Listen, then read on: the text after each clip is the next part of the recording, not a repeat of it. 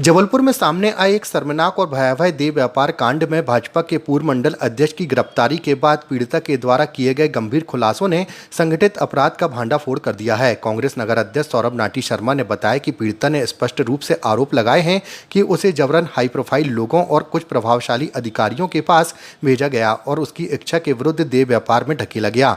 यह केवल एक महिला के आत्मसम्मान का हनन नहीं बल्कि मानव अधिकारों पर सीधा हमला है, जिसको लेकर कांग्रेस प्रतिनिधि मंडल ने आज पुलिस अधीक्षक जबलपुर को ज्ञापन सौंपते हुए इस पूरे मामले में निष्पक्ष, निर्भीक एवं त्वरित कार्रवाई की मांग की है। साथ ही मांग की है कि मामले में एसआईटी से न्यायिक निगरानी में जांच करवाई जाए ताकि किसी भी राजनीतिक दबाव या हस्तक्षेप से न्याय प्रभावित न हो। देखिए, विगत दिनों जबलपुर में एक बहुत बड़े देह व्यापार के अड्डे का खुलासा होता है। उस खुलासे को करने वाली वह पीड़िता रहती है जिसको बंधक बना के लगभग 1.5 साल भारतीय जनता पार्टी का जो पूर्व मंडल अध्यक्ष है और उसका सहयोगी है, उसके द्वारा बंधक बना के उससे दैहिक शोषण किया जाता है। न केवल बात यहाँ तक रुकती है, उस मंडल अध्यक्ष के द्वारा उस उक्त महिला को लगभग 1.5 साल बड़े बड़े नेताओं के पास भेजा जाता है, बड़े बड़े अधिकारियों के पास भेजा जाता है, जबलपुर शहर सहित अनेकों ऐसे उद्योगपतियों के पास भेजा जाता है। पुलिस प्रशासन ने उन दोनों की गिरफ्तारी कर ली है। स्वाभाविक सी बात है, अगर वे मंडल अध्यक्ष है तो भारतीय जनता पार्टी के बड़े बड़े नेताओं के साथ भी उसकी फोटो साझा हो रही हैं। न केवल भारतीय जनता पार्टी के स्थानीय नेता बल्कि इस देश के जो गृह मंत्री हैं वो उसको माला पहना रहे हैं, गृह मंत्री कंधे पे हाथ डाल रहे हैं। तो स्वाभाविक तौर से ये समझ में आता है कि कौन बड़े बड़े नेता होंगे जहां पर उस महिला का शोषण किया गया होगा।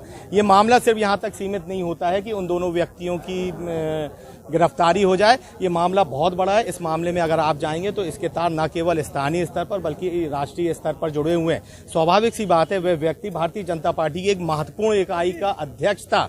आपने देखा सोशल मीडिया में ऐसा कोई नेता नहीं है जो उसके कंधे में हाथ ना डाल रहा हो। मैं कह रहा हूं कि इस देश का जो गृह मंत्री जब वो जबलपुर आता है तो वो जो चौरसिया लड़का है अतुल चौरसिया, गृह मंत्री को माला पहनाता है, गृह मंत्री कंधे पे हाथ डालता है। उसके बाद वो महिला अपना बयान देती है कि मेरे को बहुत जगह इस्तेमाल किया गया, मेरा शोषण किया गया, बहुत बड़े बड़े नेताओं के यहाँ मेरे को भेजा गया, बहुत बड़े बड़े अधिकारियों के वहां पर भेजा गया। तो वो जिन नेताओं के यहाँ भेजा गया, जिन अधिकारियों के यहाँ भेजा गया, वह भी उतने ही दोषी हैं जितना बड़ा दोषी अतुल चौरसिया और वो शीतल लड़का है। पुलिस से हम लोग मांग करने आए हैं कि न्यायिक देखरेख में एसआईटी की जांच हो, उक्त महिला को सुरक्षा प्रदान की जाए और इस मामले को यहां तक नहीं रोका जाए कि उन दोनों की गिरफ्तारी हो गई। जितना शोषण उन दोनों ने उस महिला का करा है उतना ही शोषण उन नेताओं ने करा है, उन अधिकारियों ने करा है।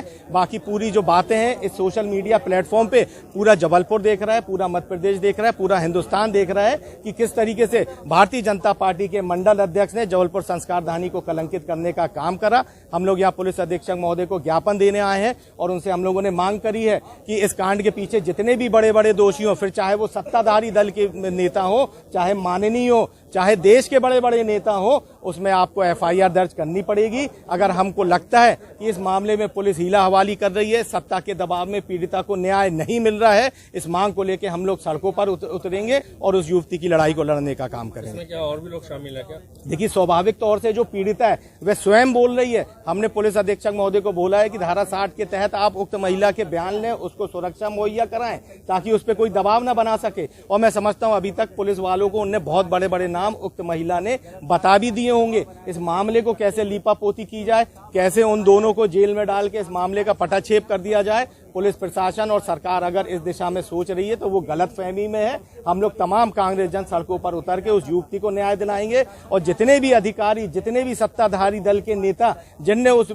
युवती का, उस महिला का शोषण करा है, उनके खिलाफ हम लोग आंदोलित होंगे। यहाँ पर शिकायत देने पर क्या हमारे जो एडिशनल एसपी महोदय उनने बोला है कि उस महिला की सुरक्षा करी जा रही है। धारा 60 के तहत हमने कहा उनके बयान दर्ज करे जाएं, वो जो होटल थी वहाँ की डीवीआर जब्त की जाए। ये तमाम बातों को लेकर पुलिस ने आश्वस्त किया है। अगर हमको लगता है कि उनकी जो कार्रवाई है वो निष्पक्ष नहीं है तो हम पुनः इस बात को लेकर सड़क तरह की शिकायत की है। कुछ दिनों पहले थाना गढ़ा क्षेत्र अंतर्गत एक एफआईआर हुआ था। उस एफआईआर में एक महिला पीड़िता ने आके शिकायत करती है। उनकी एक अतिथि होटल है गढ़ा में स्थित। उस होटल के मालिक अतुल चौरसिया और उसके साथी शीतल और मथुरा दुबे दोनों मिलके कुछ महिलाओं को लेके आके उन महिलाओं को दैहिक व्यापार में उसको शोषण कर रहे करके हमको शिकायत मिली थी और उसी दौरान हमने तुरंत पीड़िता को बुलाकर पीड़िता का स्टेटमेंट वगैरह हमने करा के उस दोनों के खिलाफ हमने अत्याचार और इमोरल ट्रैफिकिंग एक्ट के अंतर्गत उन दोनों के खिलाफ हमने एफआईआर की।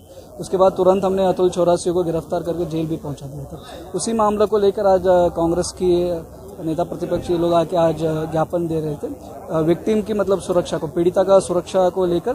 और बाकी इसके अलावा इस मामले में इस दही व्यापार का इसमें जुड़े हुए सभी लोगों के खिलाफ कार्रवाई को मांग के आज इन्होंने आज ज्ञापन दी है। महिला पीड़िता का सुरक्षा पुलिस की जिम्मेदारी है और इसके अलावा इस मामले में जुड़े हुए सभी अपराधी को हमने फाइंड आउट कर रहे हैं और महिला का हमने फिर से एक सप्लीमेंट्री स्टेटमेंट भी लेंगे। किन किन का नाम आएगा सभी के खिलाफ सख्ती से सख्ती कार्रवाई हो जाएगी। सर इसमें भी और भाजपा के नेताओं के नाम भी आना है? नहीं, अभी अतुल चौरासी है इनका नाम था और इसके अलावा शीतल और मथुरा दुबे है, ये दोनों के ही नाम है। और फिर से हम पीड़िता को एक बार सप्लीमेंट्री स्टेटमेंट लेंगे, उसमें किन्हीं का भी नाम आएगा उनके खिलाफ हम कार्रवाई करेंगे।